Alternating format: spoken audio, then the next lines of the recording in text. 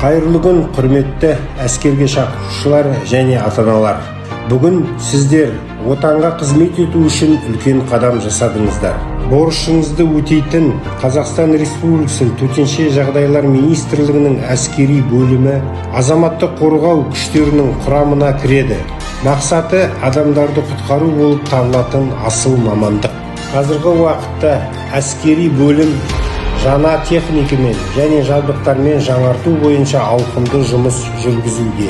Сіздердің алдарыңызда адамдарды және олардың құндылықтарын құтқару бойынша күрделі мәселе тұр.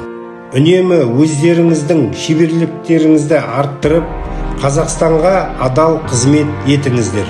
Әскери қызметтеріңіз аяқталысымен біз сіздерді өз қатарымызға қуана қабылдаймыз. Сол мезеттен сіз құтқарушының асыл жолын жалғастырасыз.